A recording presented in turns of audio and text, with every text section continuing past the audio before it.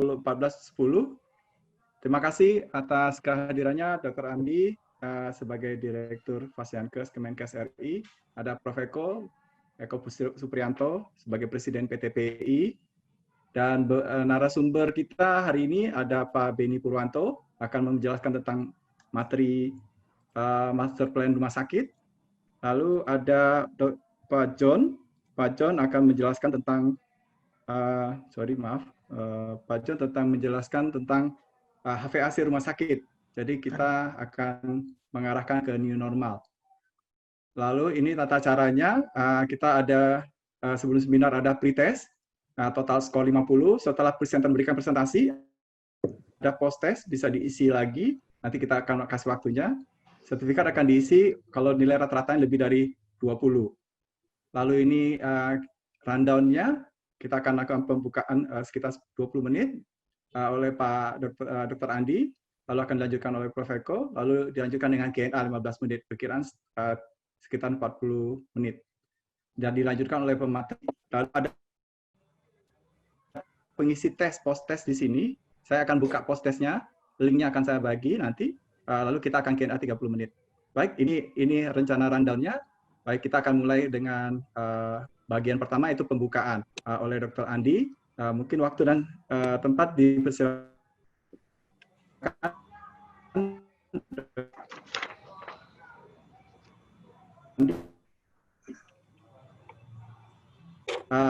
Bahan presentasi dari saya berarti, Dok ya? Ya, Dr. Andi. Sudah ada Pak, sudah siap itu? Ya, Dr. Andi, boleh kita mulai? Boleh Pak. Ya, sudah. Ya, silakan Ya. Dr. Andi bisa mulai dengan pembukaan dan kalian beberapa presentasinya, silakan. Ya. Makasih Bapak Moderator. Assalamualaikum warahmatullahi wabarakatuh. Selamat siang dan salam sejahtera untuk kita semua. Yang kami hormati Presiden Perkumpulan Teknik Perumahsakitan Indonesia, Prof. Eko, Bapak Ibu di seluruh penjuru tanah air. Pertama-tama marilah kita panjatkan puji syukur kehadirat Tuhan yang Maha Kuasa. Karena dengan berkah kesehatan yang diberikan kepada kita, kita bisa menghadiri seminar ini ya dalam keadaan sehat walafiat. Tentunya kita senantiasa berdoa kepada Tuhan yang Maha Kuasa bahwa kita semua diberikan kesehatan ya dan juga keselamatan ya dalam melaksanakan tugas kita sehari-hari.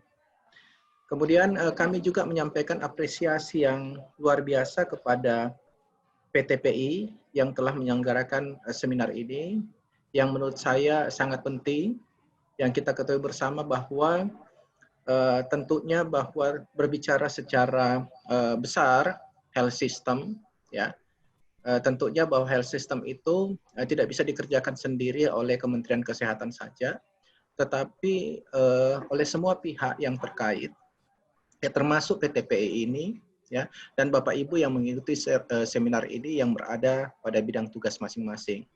Kita ketahui bersama bahwa health system itu merupakan suatu pengelolaan, ya, pembangunan kesehatan yang melibatkan semua stakeholder. Jadi sekali lagi bahwa pembangunan kesehatan itu tidak bisa dikerjakan oleh Kementerian Kesehatan sendiri, tetapi juga oleh semua pihak terkait di pusat maupun daerah. Jadi kalau menurut saya, ya, PTPI merupakan bagian daripada health system tersebut untuk membangun, ya, memberikan kontribusi kepada pembangunan kesehatan. Artinya bahwa ayo kita miliki bersama pembangunan kesehatan ini. Dan saya pandang bahwa seminar ini merupakan bagian daripada itu. Ya, semoga kami berharap dan kami doakan bahwa kontribusi daripada PTPI dalam pembangunan kesehatan ini berkelanjutan terus-menerus sehingga kita mendapatkan hasil yang optimal ya dalam konteks pembangunan kesehatan. Kemudian Bapak Ibu yang kami hormati, ya, seperti yang disampaikan oleh Bapak Moderator bahwa kali ini kita mengikuti seminar dengan topik besar rancangan rumah sakit di era kebiasaan baru. Tadi sudah disampaikan rundown untuk narasumber yang akan mempresentasikan materi masing-masing. Dan saya pikir materi yang akan disampaikan luar biasa, ya. Dan ini sangat bermanfaat untuk pihak-pihak di rumah sakit atau pihak-pihak terkait. Dan saya dengar juga ada dari pihak puskesmas yang mengikuti pertemuan ini, ya, dari Dinas Kesehatan. Jadi luar biasa sekali, ya. Dan kepada semua yang hadiri, ya, saya ucapkan juga terima kasih banyak, ya. Ini merupakan wadah untuk kita memperkaya atau meningkatkan kapasitas kita dalam pembangunan kesehatan, khususnya lagi perumahsakitan, khususnya lagi dalam konteks di era kebiasaan baru. Banyak hal-hal baru yang tentunya kita sangat butuh informasi tersebut untuk kita tingkatkan bagaimana sebenarnya adaptasi kita terhadap era kebiasaan baru ini. Ya, untuk lebih lanjutnya izin Bapak Ibu semua, saya akan menyampaikan beberapa poin, ya, yakni terkait dengan konsep tata kelola ruang-ruang pelayanan penyakit infeksi emerging. Bisa lanjut? Bapak Ibu yang mendrive, oke, baik. Bapak Ibu yang kami hormati, semoga slide ini jelas di depan Bapak Ibu semua. Jelas ya Bapak Ibu ya? Tentang kerangka konsep pemenuhan sarana prasarana alat di era new normal ini, ya, atau di era kebiasaan baru ini. Ya. Pertama kita mulai dari sisi kiri dulu. Ya. Sisi kiri, di situ tertulis mengapa masih terjadi penularan ke petugas, sedangkan sudah memiliki standar PPI rumah sakit. Itu isu, ya, penyakit infeksi emerging. Bahwa kita sebenarnya sudah memiliki standar PPI. Ya.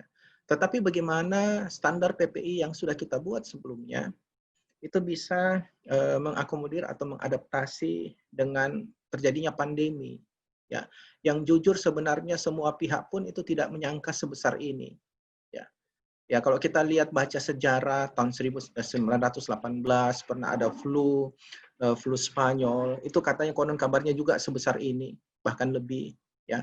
Dan juga pada periode-periode dekade sebelumnya juga pernah katanya ada, tetapi kita hidup pada periode kali ini yang kita rasakan bahwa ini sangat luar biasa, di luar perkiraan kita, yang harus membuat kita menyesuaikan banyak aspek, ya, tidak hanya ekonomi, sosial, tetapi juga tentunya intinya ini terhadap bagaimana sebenarnya tata kelola, ya, di fasilitas pelayanan kesehatan. Tata kelola menyangkut semua unsur-unsur, yakni sarana prasarana alat, input, ya, termasuk SDM dan lain sebagainya, standar-standar. Ya. Itu menuntut kita untuk menyesuaikan. Standar PPI yang sudah ada kita susun memang sudah komprehensif sesungguhnya, tetapi dengan keadaan sekarang ini tentunya perlu penajaman atau penyesuaian, ya, atau rekondisi terhadap keadaan saat ini, terjadinya pandemi dan juga di era kebiasaan baru, ya. Oleh sebab itu tentunya bahwa ketika kita masuk setelah ada isu, kita berlanjut kepada kita juga harus mereview seperti apa sih sebenarnya studi kelayakan dan master plan pengembangan Pasienkes ke depannya. Artinya bahwa kita berbicara ketika kita berpikir melihat bagaimana kita harus mereview studi kelayakan atau master plan pengembangan ke depan. Ini kan konteksnya apakah ketika Pasienkes itu akan dibangun baru, ya, membangun baru, atau kita rencana pengembangan terkait dengan situasi pandemi dan juga di era kebiasaan baru ini, tentunya juga kita harus memperdalam lagi kembali review studi kelayakan dan master plan pengembangan tersebut. Ya, di review studi kelayakan kita bisa mengkaji lebih dalam terkait dengan pola penyakit atau kasus PIE, ya, yang berkembang saat ini atau ke depannya. Kemudian kelayakan Pasienkes dalam menangani kasus. Kemudian juga kajian kapasitas pelayanan dan lain sebagainya yang terkait. Kemudian di master plan pengembangan tentunya kita akan melihat kembali bagaimana kita pemenuhan terhadap program layanan, ya. Kemudian juga bagaimana SDM-nya, ya, sarana prasarana alat, dan juga pembiayaan dan lain sebagainya, pentahapannya. Ya. Nah, tetapi intinya bahwa inti daripada keseluruhan yang tadi di depan yang saya sampaikan adalah bahwa perlu penataan kembali atau penanjaman kembali. Ya. Di sini saya bilang jantungnya ini atau intinya ini, core-nya ini, yang bulatan itu, disitulah sebenarnya kami harapkan terjadi penataan kembali. Poin A, alur proses kegiatan pelayanan. Tidak mungkin sama dengan alur pelayanan, proses kegiatan pelayanan ketika sebelum terjadi pandemi ini. Ya. Oke. Kemudian zoning, ya, fungsi ruang dan tata ruang, layout juga harus ditata kembali. Bapak Ibu, tidak bisa kita berbicara generik, ya, karena kondisi yang ada saat ini menuntut kita seperti demikian. Kemudian bentuk, karakteristik dan komposisi bangunan, ya.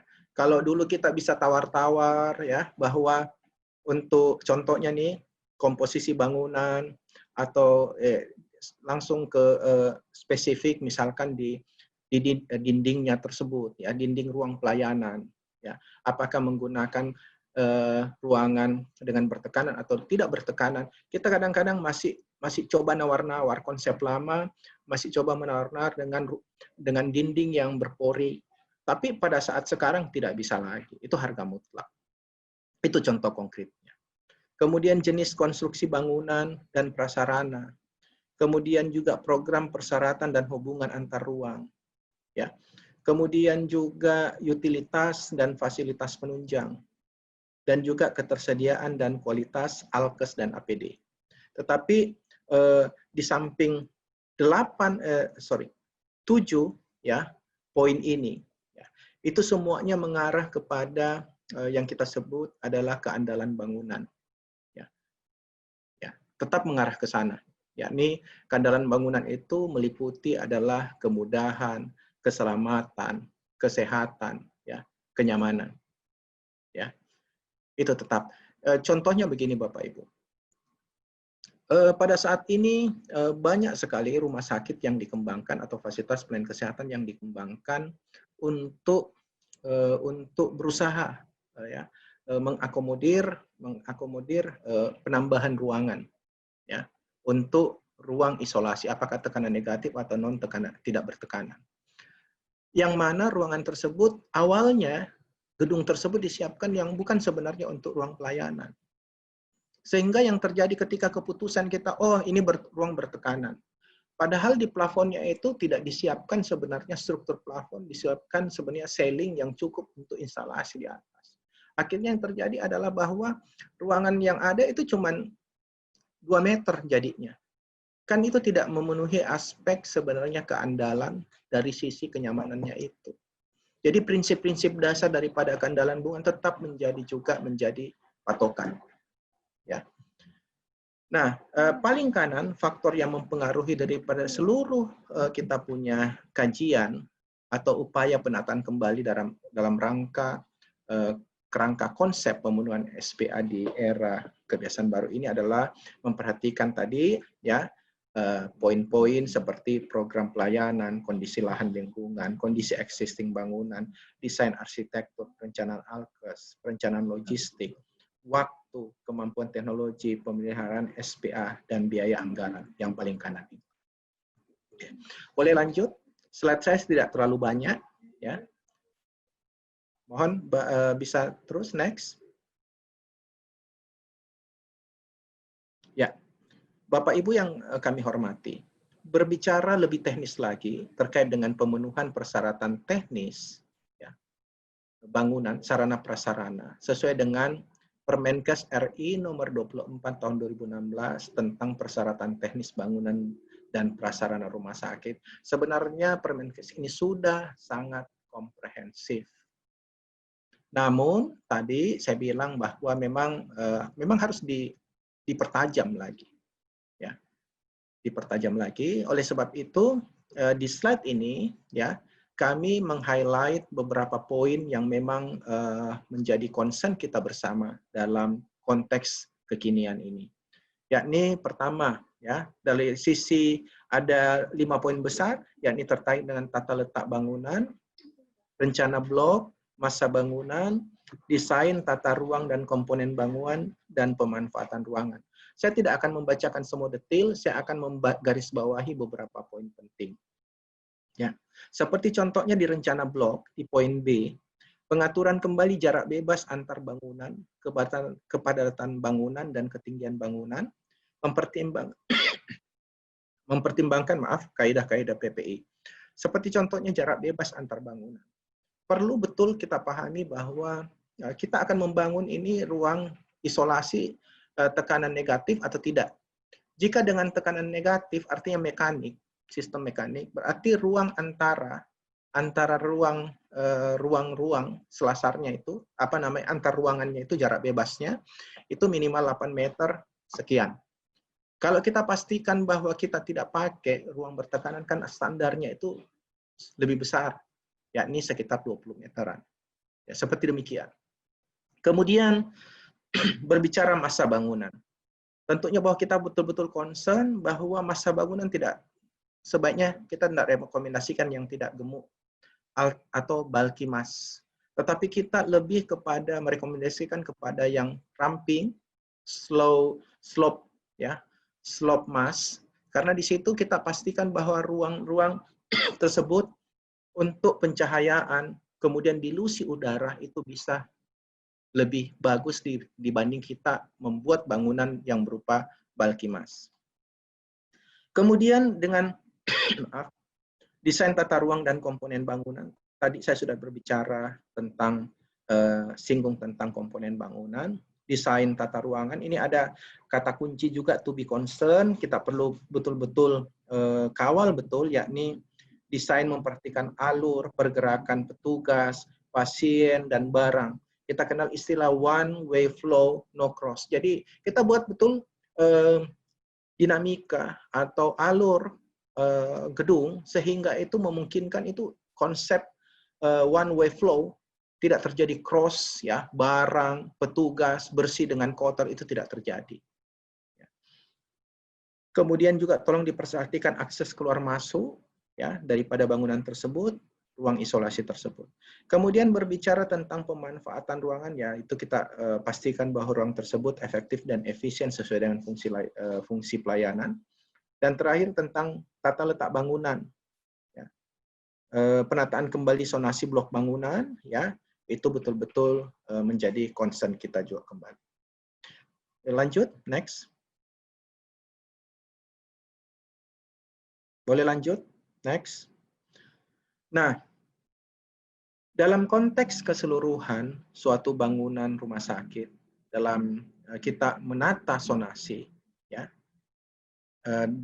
di era ini, ya, betul-betul kita harus kawal seperti yang saya sampaikan. Ini adalah secara skematik konsep yang kita buat. Jadi inti warnanya itu ada 3 sebenarnya, daerah merah, kemudian kuning, kemudian hijau. Ya, area lainnya itu adalah sebenarnya itu hanya untuk dibuat supaya tidak bingung dengan warna merah, kuning, hijau. Di mana adalah daerah merah itu adalah daerah zona merah itu adalah zona area pelayanan pasien COVID atau PIE.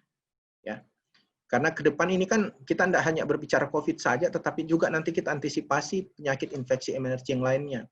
Ya, droplet, kemudian konsep airborne, itu kelihatannya dengan terakhir terkini itu sudah berbaur. Jadi memang kita antisipasi ke depan seperti demikian. Kemudian yang warna kuning itu adalah zona di mana merupakan area pasien bukan COVID, tetapi di bagian merah itu ada bangunan atau area yang warna merah seperti lab, ya, lab, kemudian ruang operasi tekanan negatif.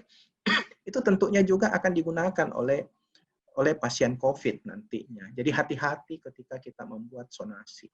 Ya, jadi ada area di mana kuning dan merah tersebut kemungkinan ketemu. Kemudian hijau ini adalah area-area pendukung, ya, penunjang. Tetapi di situ pun ada area di mana laundry maupun juga ruang jenazah nanti akan merupakan bagian yang tersentuh dari dari zona merah atau pasien COVID. Nah, ini harus betul-betul dirancang dengan baik sehingga konsep zonasi ini betul-betul terlaksana sesuai dengan kaidah bagaimana kita mencegah atau PPI. Ya. Kemudian di atas itu ada prahospital screening, kita kembali ke atas setelah tadi kita berbicara merah, kuning, hijau, itu prahospital. Ya. Ya, sebenarnya ini kalau kita berbicara tentang COVID-19, memang prahospital ini penting sekali. Karena ketika kita berbicara hospital itu hilir, akibat daripada pasien yang sudah terjadi. Ini bagi teman-teman dinas kesehatan maupun puskesmas, ya peran di situ penting sekali. Karena kalau tidak kuat di prahospital, ya beban ini masuk di merah, kuning, hijau itu juga besar juga. Ya, tetapi ketika masuk di rumah sakit, ya kita pakai konsep merah, kuning, hijau. Ya, jadi pasien yang mau masuk itu ada triase primernya, kemudian ada triase sekunder. Triase primer, ya tentunya di situ ada kegiatan seperti screening, kemudian anamnesa, pemeriksaan, ya rapid dan lain sebagainya. Bagi pasien yang tidak ada negatif, itu masuk di area kuning. Tetapi kalau ada kecenderungan, tendensi dia merah, masuk ke merah, harus masuk ke merah, kemudian ada triase lagi merah, triase lagi sebelum masuk ke ruang observasi karantina, ruang perawatan isolasi, apakah dia bertekanan atau tidak. Ya, lanjut. Next. Boleh lanjut? Maaf. Sudah. Oke. Mungkin sekitar 2 atau 3 slide lagi. Ini merupakan prinsip daripada ruang isolasi penyakit infeksi emerging. Bapak Ibu yang kami hormati, silahkan Bapak Ibu memilih sesuai dengan kebutuhan dan kondisi masing-masing di Fasiankes rumah sakit, apakah akan mengembangkan ruang isolasi bertekanan atau tidak. Ya, itu kedua-duanya boleh. Nah, tapi persyaratan standarnya seperti yang ada di slide. Yang pertama adalah persyaratan teknis bangunan ruang-ruang pelayanan infeksi emerging adalah persyaratan bangunan yang sudah mengantisipasi kemungkinan 3 transmisi. Ya, apakah dia kontak, ya, droplet maupun udara airborne. Ya. Kemudian bangunan harus berada pada zona infectious dan area strictly limited access, terpisah dari penyakit lainnya. Pemisahan dimulai dari akses masuk. Sudah tadi saya singgung depan. Kemudian desain harus meminimalisir resiko penyebaran infeksi, harus memperhatikan alur pergerakan petugas, barang, pasien dan barang bersih dan kotor. Tadi saya sebutkan one way flow. Di antara 3 tadi zona merah, kuning, hijau itu ada sebenarnya 2, ada istilah ini 3 zona dan 2 bagian. 3 zona yang warna merah, kuning, hijau, 2 bagian itu adalah bagian antara atau buffer di antaranya merah, kuning, hijau. Kemudian yang keempat adalah jarak antar bangunan harus cukup untuk kepentingan penghawaan, dilusi udara dan pencahayaan. Tadi juga saya sudah singgung. Kemudian yang kelima, untuk mencegah berkembang biak dan tumbuhnya suburnya mikroorganisme, maka diperlukan sistem tata udara khusus untuk menghindari penularan penyakit dan memperoleh tingkat kenyamanan termal. Nanti mungkin narasumber dari untuk HVAC itu akan menyampaikan topik itu secara mendalam. Kemudian poin ke-6 di layar tidak terlalu kelihatan, nanti tapi di slide yang kami siapkan sudah ada sebenarnya. Bangunan harus memenuhi persyaratan lainnya terkait dengan keandalan bangunan. Tadi saya sudah singgung di depan. Ya, yakni aspek keselamatan, kenyamanan, kesehatan, dan satu lagi, dan kemudahan. Ya, oke. Boleh lanjut? Ya. Oh, ini slide kedua dari terakhir. Ya. Ini penting juga kami sampaikan ya. Ini ilustrasi bagaimana kita menjelaskan tentang struktur bangunan, bentuk bangunan yang bulky mass, kemudian juga slope mass. Tata ruang tadi saya sudah singgung. Ya, kita masuk ke masa bangunan. Tadi saya sebutkan bahwa masa bangunan sebaiknya tidak gemuk, tidak bulky mass, dan orientasi bangunan memperhatikan utara selatan ya untuk pencahayaan dan juga sinar matahari. Kemudian bentuk desain ruangan observasi karantina dengan ventilasi alami jika Bapak Ibu memilih untuk membangun ventilasi alami atau ada beberapa ruang ventilasi alami yang mau dibangun, tolong perhatikan agar memenuhi model single load corridor. Artinya bahwa bisa dilihat di gambar sini ya. Warna hijau atau biru telur itu ya, ada paling kiri, ada udara dari jendela masuk, kemudian dia akan keluar ke pintu, kemudian warna kuning itu adalah koridor, kemudian keluar ke jendela. Ya, ini tergambarkan semua pada bagian ini ya. Ada udara, karena ini ventilasi alami, ada udara masuk jendela atau melalui pintu, jendela keluar lagi. Itu artinya bahwa hembusan udara itu, aliran udara itu tidak terhalang oleh struktur bangunan yang ada di depan koridor tersebut. Karena ini model single load.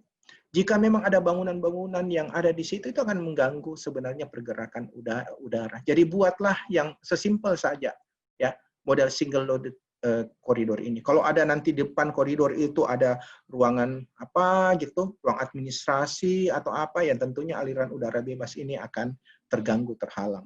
Ya. Terus lanjut terakhir. Ya, silakan. Oke. Nah, Bapak Ibu yang kami hormati, agak panjang presentasi saya, tapi ini merupakan poin-poin yang saya pikir ini harus saya sampaikan karena prinsip. Ya, ini slide terakhir terkait dengan pengaturan tata letak furniture. Jadi semua aspek pun kita harus perhatikan. Tadi saya sebutkan adalah single load koridor, jadi langsung tuh udara keluar masuk bebas, tidak terhalang oleh gedung-gedung lain. Pengaturan furniture pun itu menjadi hal penting, tidak bisa dianggap enteng. Bisa kita lihat contoh model tata letak furniture di ruang rawat jalan. Kalau yang kita tidak rekomendasikan dengan tanda contreng yang kanan itu yang kita rekomendasikan. Coba kita lihat yang kiri dulu. Ya, aliran udara yang tidak kita harapkan, tidak kita rekomendasikan. Ada udara masuk melalui pintu atau sebaliknya, ya, ke jendela, berhembus keluar ke jendela atau nanti sebaliknya. Tetapi furniture tersebut, strukturnya itu, dokternya, ada meja kursi dokter. Kemudian ketika udara berhembus dari pintu, itu pasien, tempat duduk pasien-pasien di situ. Bisa dibayangkan udara berhembus, kemudian menyentuh pasien, kemudian terdorong ke dokter karena aliran udara alami. Ini tidak kita rekomendasikan. Jadi sebaiknya yang di sebelah kanan. Jadi pas mejanya, itu disitulah aliran keluar atau sebaliknya. Jadi tidak ada atau sangat minimal hembusan udara yang terlebih dahulu dari pasien dulu ke dokternya. Seperti demikian. Jadi memang pembahasan kita ini memang sampai sekecil-kecilnya, ya cukup detail, tetapi ini sangat penting, artinya bahwa inilah yang harus kita pikirkan bersama, kontribusi kita bersama untuk memajukan sebenarnya perumahsakitan atau Fasiankes sesuai dengan era kebiasaan baru atau menghadapi pandemi saat ini yang belum kita tahu sampai kapan akan berhenti. Ya, tetapi yakinlah bahwa apa yang kita lakukan ini semua di samping tadi saya sampaikan merupakan kontribusi kita juga sebenarnya ini konkret untuk bagaimana kita menghentikan segera penularan atau transmisi COVID, dan kita berdoa bersama bahwa penyakit COVID-19 ini segera hilang di muka bumi maupun juga di Indonesia tentunya. Bapak Ibu yang kami hormati, demikianlah sambutan dari saya, dan ada beberapa slide yang tadi saya sampaikan, kata kunci saya. Dan sekali lagi saya ucapkan terima kasih banyak kepada Bapak Ibu seluruhnya, narasumber maupun juga peserta seminar. Ya. Dan saya berharap bahwa seminar ini berjalan dengan lancar, dan ini sangat bermanfaat bagi kita semua dan juga tentunya untuk masyarakat umum. Demikian, atas perhatiannya saya ucapkan terima kasih banyak. Mohon maaf kalau ada hal yang kurang berkenan. Billahi taufiq wal hidayah. Wassalamualaikum warahmatullahi wabarakatuh. Saya kembalikan kepada Bapak Moderator. Baik, terima kasih Pak Andi atas materi yang komprehensif sekali. Boleh tunggu dulu Pak, nanti kita ada Q&A sedikit. Jadi bagi peserta jika ada Q&A bisa langsung tulis dulu Q&A-nya, akan nanti coba dijawab jika ada. Waktunya kita akan coba kasih satu sesi saja dengan 2 pertanyaan. Untuk ini silakan nanti untuk sekarang bisa mungkin diisi oleh Prof. Eko dulu sebagai Presiden PTPI untuk memberikan pembukanya. Nanti akan kita join pertanyaan dengan 2 materi.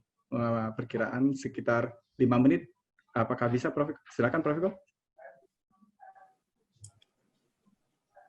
Pak Andi, saya akan share screen. Apakah bisa? Oke, silakan, Prof. Oke, saya akan share ya. Mohon izin. All panelis sudah bisa? Sudah ya? Oke. Ya, oke, lanjut.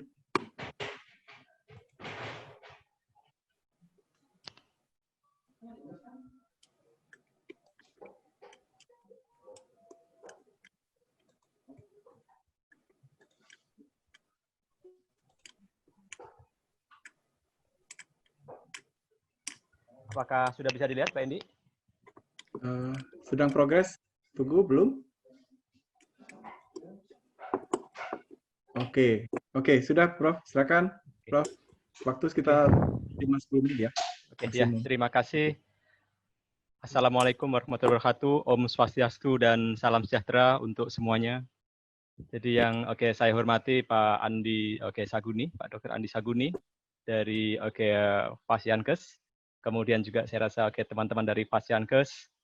Kemudian yang saya hormati juga para pembicara dari PTPI, serta undangan-undangan lainnya yang dimuliakan oleh Allah Subhanahu wa taala. Jadi yang pertama saya ingin mengucapkan terima kasih sekali lagi kepada Fasiankes Kementerian Kesehatan Republik Indonesia karena telah memberikan dukungan yang cukup bagus untuk acara ini sehingga kami mendapatkan peserta yang cukup banyak. Kemudian saya juga berterima kasih kepada IAKMI yang telah memberikan dukungan online-nya karena PTPI baru jadi kami memang belum ada dana sehingga kami ingin bergotong royong dengan yang lainnya juga. Kemudian juga dengan Persi yang beberapa kali memberikan akses kepada kita untuk berkomunikasi dengan rumah sakit dan juga IKESindo. Jadi terima kasih untuk semuanya. Jadi PTPI ini adalah dalam bahasa Indonesia Perkumpulan Teknik Perumahsakitan Indonesia atau Indonesian Association of Hospital Engineering. Adalah baru 3 Oktober didirikan, kemudian munasnya pada tanggal 26 Oktober 2019. Kemudian oleh Kemenkumham di awal November 2019 resmi berdiri. Jadi PTPI ini adalah anggota dari International Federation of Health Engineering ya, yang sekarang ketuanya ada di London. Kemudian IFHE ini sendiri adalah jadi organisasi legal yang mempunyai relasi legal dengan WHO ya, dan didirikan sejak tahun 70. Areanya adalah untuk memanage hospital and healthcare facility termasuk dari desain, konstruksi, engineering, commissioning, maintenance dan juga estate management. Kemudian yang cukup maju misalnya di Amerika ada American Society of Healthcare Engineering yang perlu dikatakan 12.500 ya. Kegiatannya sama. Termasuk mereka mengeluarkan sertifikat-sertifikat untuk keahlian, termasuk untuk ahli tekniknya dan juga untuk bangunan ataupun instalasi-instalasi yang terkait dengan perumahsakitan. Bagi PTPI sendiri, organisasi kami mempunyai visi yaitu menjadi organisasi terdepan atau utama yang mendukung implementasi rumah sakit yang smart. Jadi smart ini sebetulnya adalah singkatan yaitu selamat, bermutu, aman, inovatif atau mereka baru dan terjangkau. Jadi ini tentunya sesuai dengan amanah Undang-Undang Kesehatan dan Undang-Undang Rumah Sakit tahun 2009. Jadi kami terus-menerus mendorong terciptanya, mengawal implementasi, dan memperbaiki terus-menerus kebijakan SDM, aset, organisasi, dan penganggaran untuk mewujudkan rumah sakit yang smart di Indonesia. Jadi itu adalah misi kami. Jadi rumah sakit yang smart itu adalah yang selamat dari bahaya, yang bermutu dalam pelayanan, yang aman dari kriminal, yang mereka baru untuk perbaikan, dan terjangkau untuk seluruh kalangan. Ini adalah visi kami menuju ke sana. Oke, fungsi PTPI sendiri ada 3, yaitu adalah untuk mendukung sistem di rumah sakit, ya. Jadi kami ada Wapres 1, bidang sistem rumah sakitan. Jadi ini yang nanti yang terkait dengan Dirjen pelayanan kesehatan. Kemudian yang kedua adalah berhubungan dengan industri penunjang. Jadi Alkes dan berbagai macam hal yang mendukung rumah sakit. Jadi partner kami adalah tentunya Dirjen Farmalkes dan Kemenperin karena dengan industri-industri di sekitar. Kemudian satu lagi adalah SDM teknik perumahsakitan. Tentunya partner kami adalah di Kementerian Kesehatan adalah PPSDM dan Kemendikbud di kementerian lainnya. Nah, kami melakukan formulasi, pelatihan, sertifikasi dan penilaian. Jadi hari ini adalah bagian dari pelatihan. Dalam struktur organisasi kami, kami ada dewan pengawas dan ada dewan pakar, kemudian ada wapres, saya sendiri, kemudian ada 3 wapres yang saya sebut tadi, kemudian ada sekjen dan para ketua ahli. Jadi ketua ahli nanti tata udara, kemudian misalnya limbah dan seterusnya. Jadi ini adalah pengurus pusat. Ini saya sendiri sebagai presiden. Kemudian bersama kami juga Pak Suparjo sebagai wakil presiden bidang industri perumahsakitan. Kemudian Pak Dr. Beni Purwanto wakil presiden bidang sistem perumahsakitan yang hari ini juga akan berbicara tentang master plan rumah sakit. Kemudian selanjutnya adalah Pak Dr. Basari, ya beliau Kaprodi di UI. Yang nantinya akan mencoba untuk merumuskan sertifikasi untuk para ahli teknik perumahsakitan. Dan bersama kami atau bersama kita juga ada Pak Hendy Risdianto sebagai sekjen PTPI. Ini adalah pengurus inti kami yang mencoba untuk membangunkan ya berbagai stakeholder untuk ikut bersama-sama membangun rumah sakit Indonesia yang smart. Kemudian bidang keahlian kami, jadi ini sebagai informasi untuk nanti kalau ada pertanyaan, silahkan. Jadi yang pertama adalah desain master plan ataupun cetak biru rumah sakit. Kemudian juga desainer sistem pengelolaan dan informasi rumah sakit. Jadi ini berkaitan dengan sistem kerumahsakitan. Kemudian yang kedua adalah berhubungan dengan infrastruktur rumah sakit. Apakah itu tata air di rumah sakit, tata udara di rumah sakit, gas dan vakum rumah sakit, listrik rumah sakit, bangunan rumah sakit, alat medis rumah sakit, proteksi radiasi rumah sakit, limbah rumah sakit, keamanan rumah sakit, kebakaran rumah sakit, sistem telekomunikasi rumah sakit, serta sistem pergerakan di rumah sakit. Jadi hal-hal yang sifatnya teknik, ini yang kemudian akan kami coba lihat dan dalamin. Jadi ini adalah para anggota kami akan ada di bidang-bidang ini. Dan selanjutnya tentunya pelatihan-pelatihan juga akan kami lakukan dalam bidang-bidang ini. Kalau dari sisi tekniknya sendiri, ada teknik arsitektur, kimia, mesin, elektro, sipil, biomedik, radiasi, komputer, lingkungan, keselamatan, telekomunikasi. Tapi tidak tertutup kemungkinan teknik-teknik yang lain pun bergabung. Jadi kalau kemudian kita hubungkan bahwa tadi Indonesian Asosiasi ataupun IH ataupun PTPI tadi merupakan anggota dari internasional dan tentunya kami bekerjasama dengan organisasi lainnya, ya baik itu di kementerian ataupun di organisasi non-government. Nah, jadi lingkup kami adalah di keteknikan.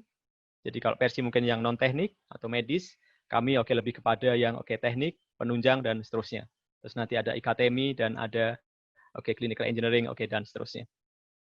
Kemudian kami juga pada kesempatan kali ini membuka kesempatan kepada seluruh rumah sakit untuk ikut serta dalam keanggotaan PTPI. Jadi kami membolehkan anggota institusi atau korporat. Jadi itu pun sesuai dengan internasional. Bahkan di internasional, lembaga pemerintah pun memasuk jadi anggota IFAE atau PTPI di sini. Jadi anggota perorangan, ya.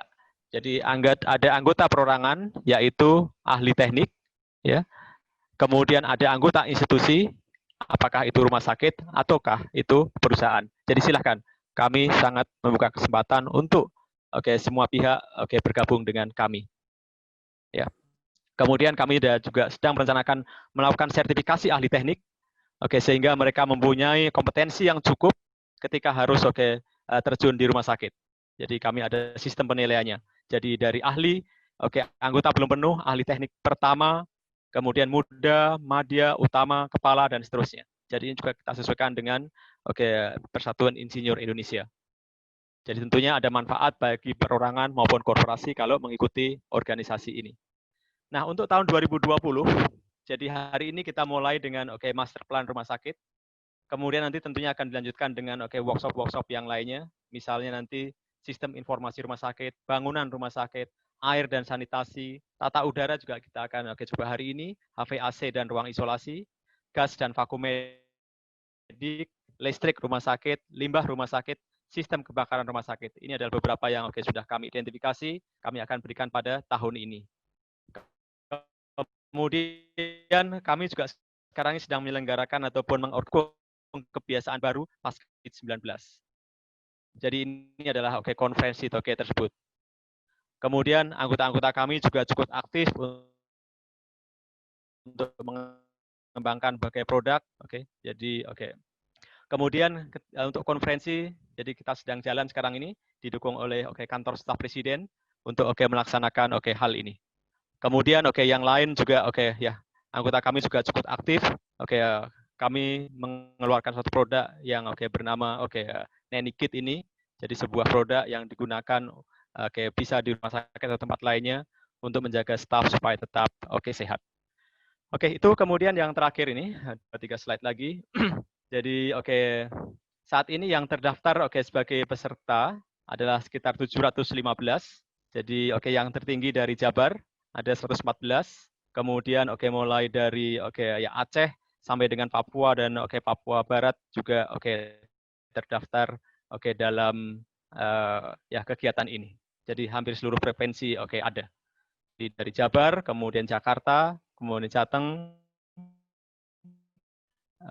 Jatim dulu, Jateng, dan seterusnya.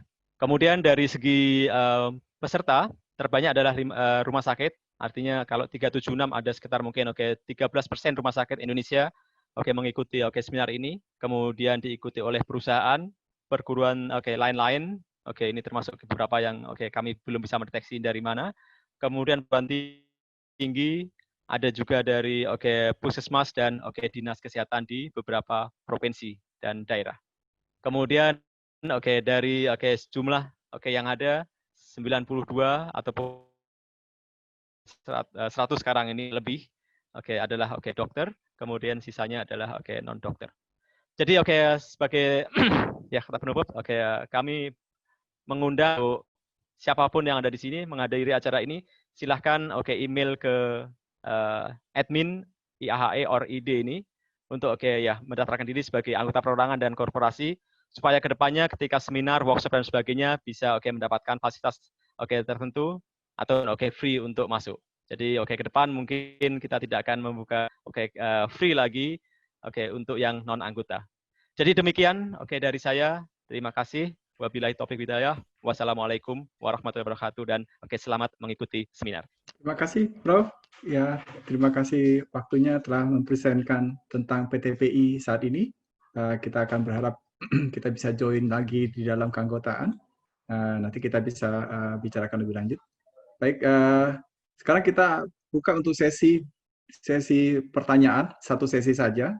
Mungkin Pak Andi, kalau saya lihat pertanyaannya lebih ke spesifik technical.